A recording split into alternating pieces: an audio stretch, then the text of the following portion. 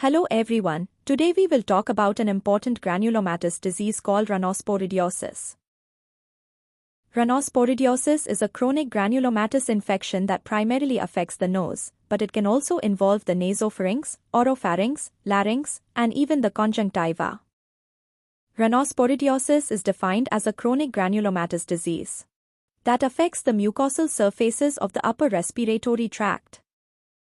The disease typically presents as polypoid growths within the nasal cavity.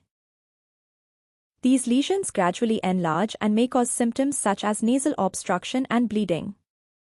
Since rhinosporidiosis is a granulomatous infection, the immune response involves the formation of granulomas.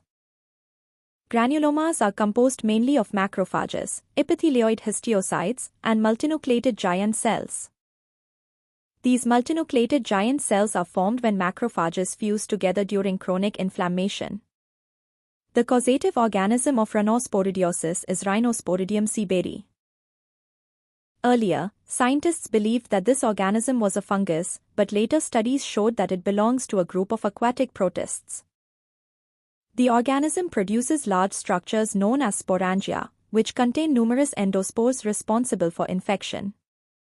The natural reservoir of Rhinosporidium seeberei is water and soil, particularly stagnant water bodies. People who frequently come in contact with contaminated water or muddy environments have a higher risk of acquiring the infection. Rhinosporidiosis is more common in tropical and subtropical regions. The disease is especially endemic in Sri Lanka and southern India, although cases have also been reported in Africa, South America, and other parts of Asia.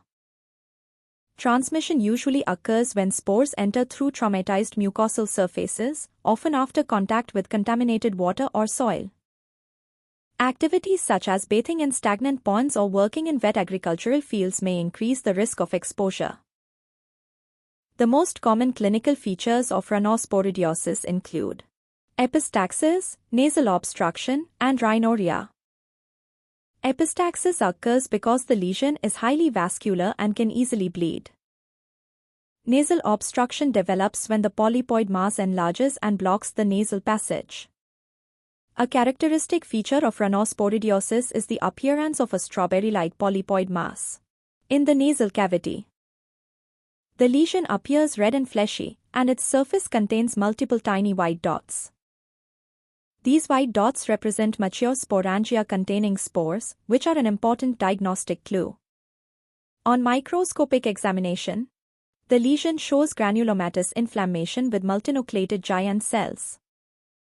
In addition, large sporangia containing numerous endospores can be seen within the tissue. The presence of these sporangia is considered the diagnostic feature of rhinosporidiosis. Let's recap the essentials.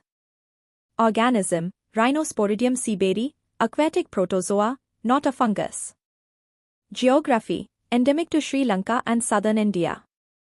Transmission, soil and water. Pathology, granuloma, Langerhans giant cells, and sporangium. Clinical sign, the strawberry polyp, red mass with white dots. Thank you for watching.